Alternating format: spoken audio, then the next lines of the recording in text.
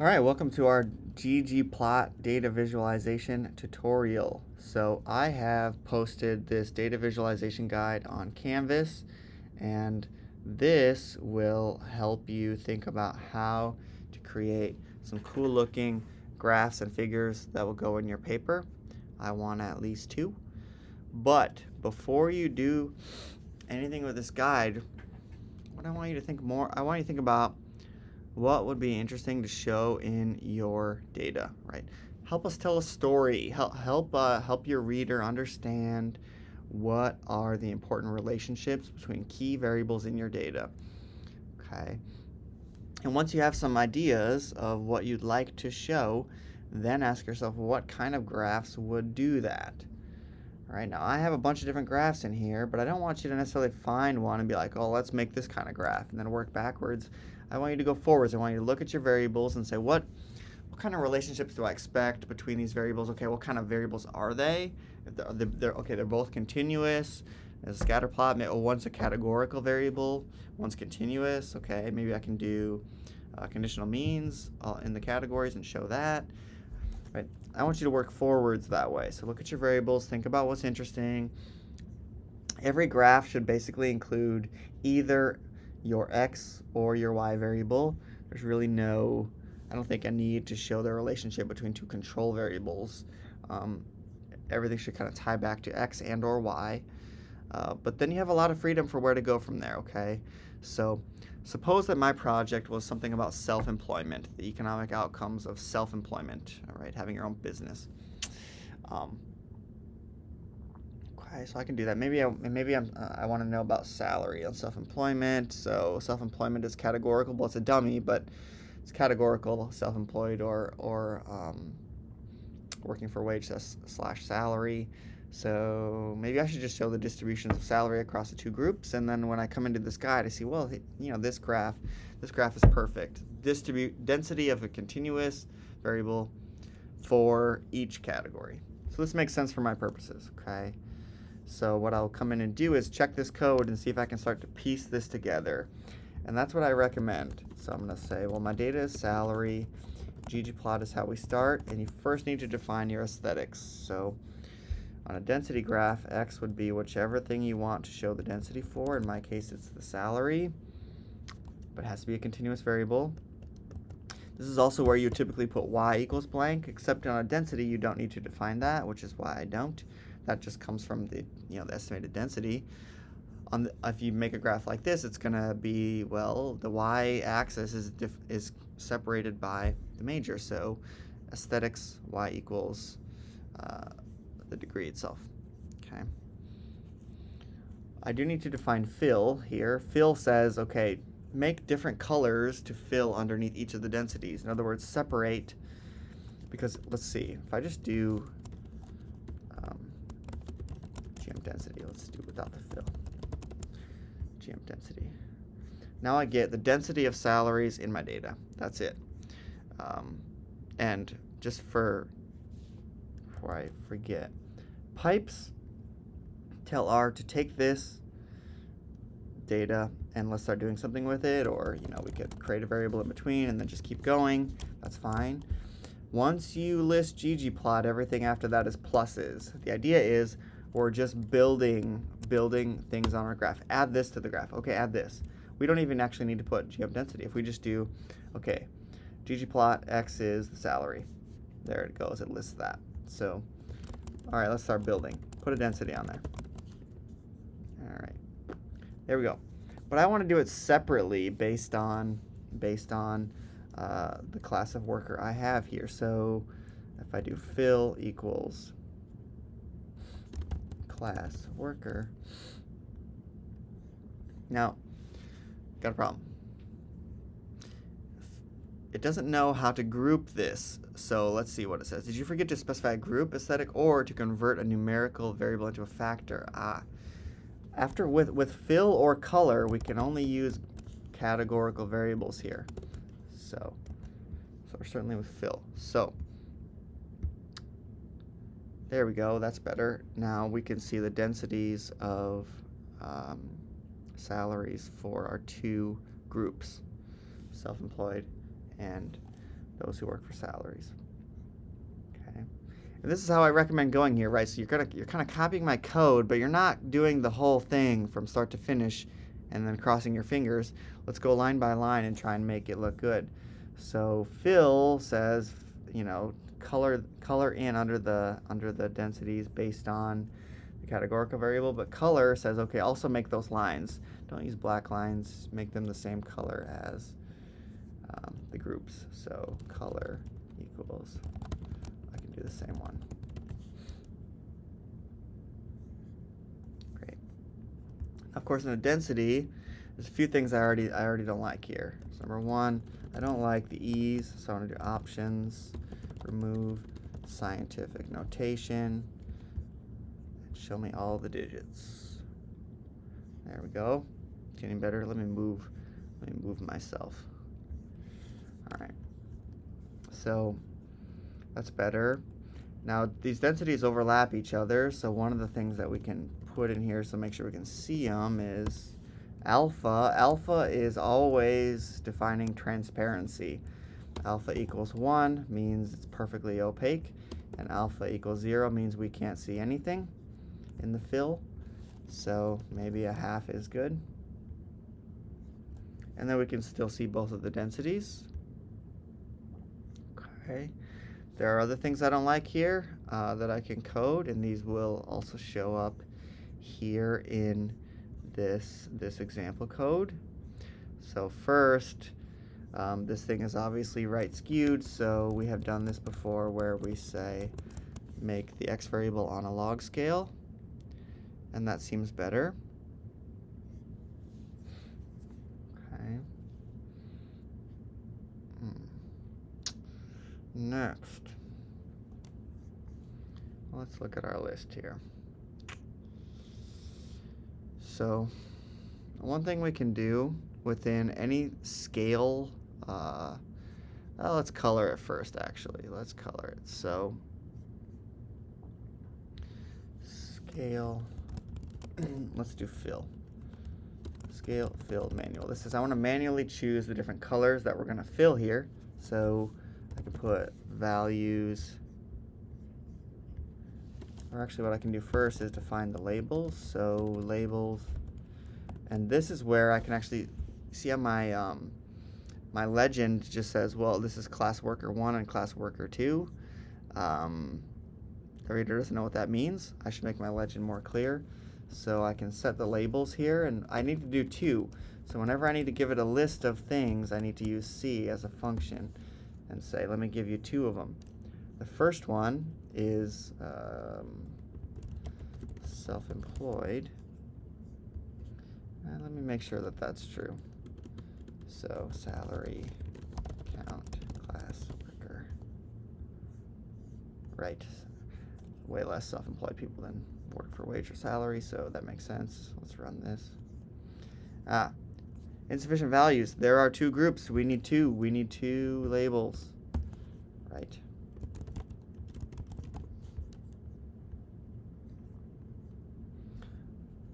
Okay, so labels.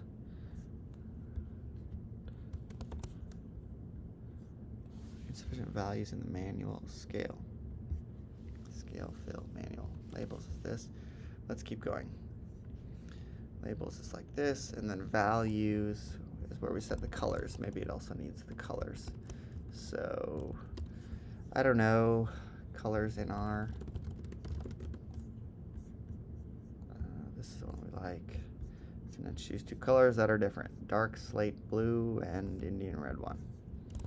Dark slate blue, Indian red one.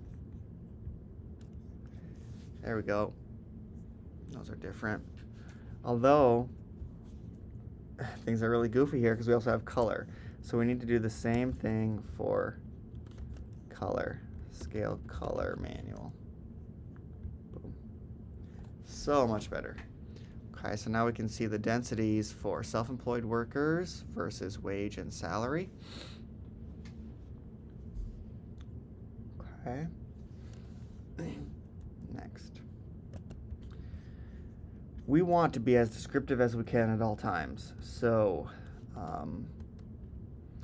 let's fix our labels first. So labs is always going to be something we use. These all have labs as an argument thing we want to add to our graph, and this is where we tell it what to call the axis labels.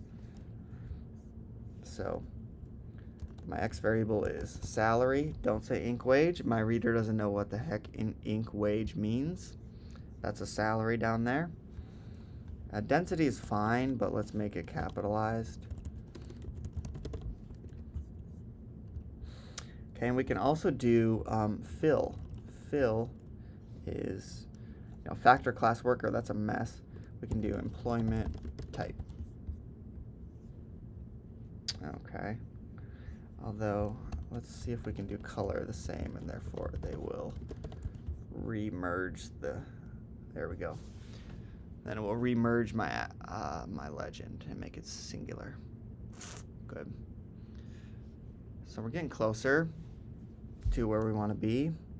Another thing that we might do here actually is that there are themes in graphs. So if we do ggplot themes, all right.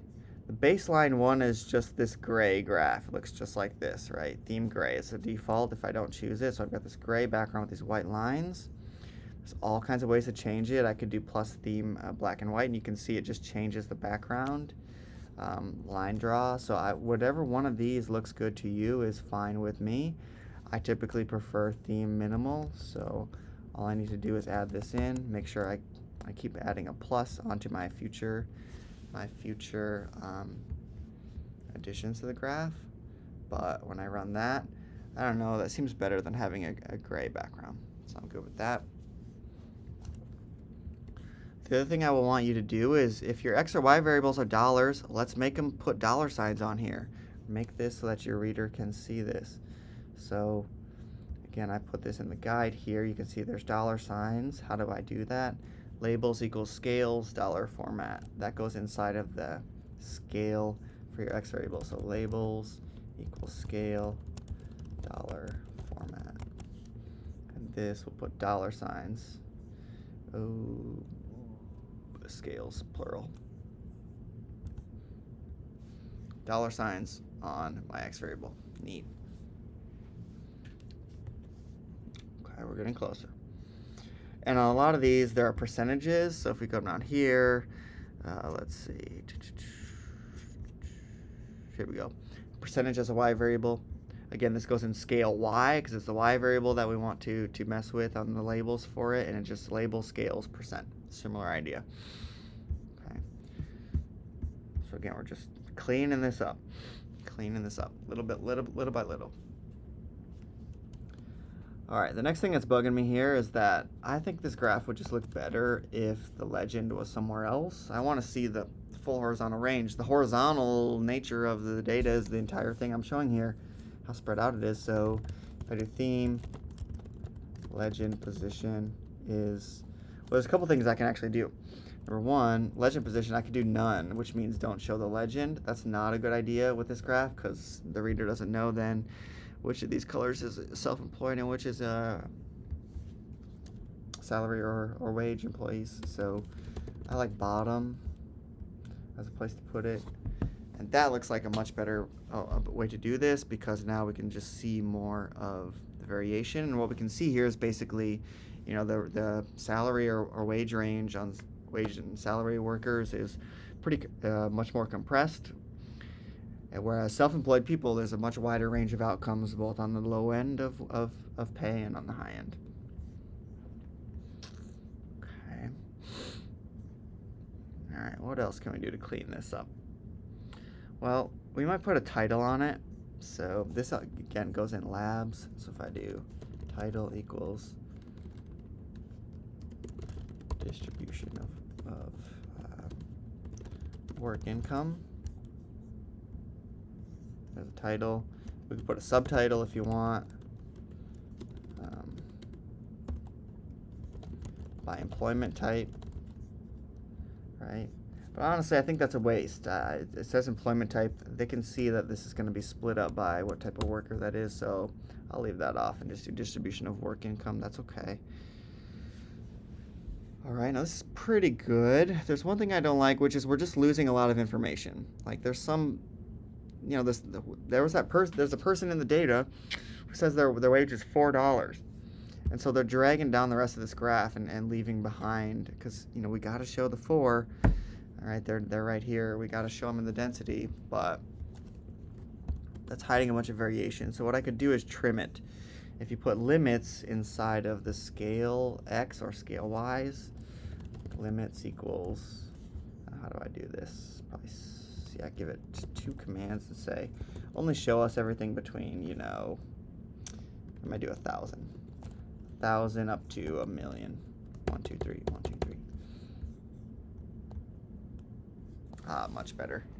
Like, yeah, there's some people who say they make less than $1,000. In fact, it even says, right, look, you removed 2,400 people from the data and showing this graph. That's fine. There's nothing the reader is seeing by knowing what those densities look like to the left of $1,000, right? So this seems much more helpful. Okay.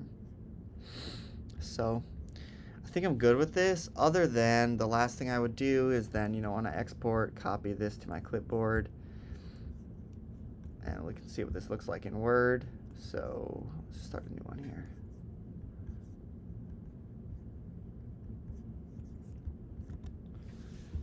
Cool. Now if I was just not happy with some part of this, like I wanted to change the size of the word salary or density, change the size of any of this, I can easily do that. All of that goes within themes. So you can also leave off the legend title here. Legend title equals none. But I think I would need to cut out the, none doesn't work. That only works for legend position, but element blank says leave off this element. Okay, so if I didn't think I really needed that word employment type, I could leave it off. I can also leave off the word salary. Potentially I actually should just leave off the word salary here. Therefore I don't need this to say salary. This says distribution of work income. We know it's income. I don't need to repeat myself. So I could do axis title X, element blank. Element blank says forget about this thing. We don't need it. Okay, that seems fine too. I could change the size of the word density if I want. Axis title, but this is on the y-axis. Element text is how we do this, and then size equals 2. That's way too small. You can barely see it. 15. That's maybe way too big, but you could play around with it if you wish. Okay, I could put a caption in here. Caption data equals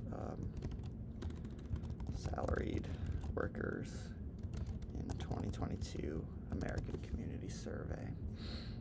And then I'll put that in the bottom right. There's a lot of things we can do here, and you'll see this as you scroll through some of these other ones. Like if there are components of these graphs that you're interested in, you can probably figure out where they come from, right? So here's a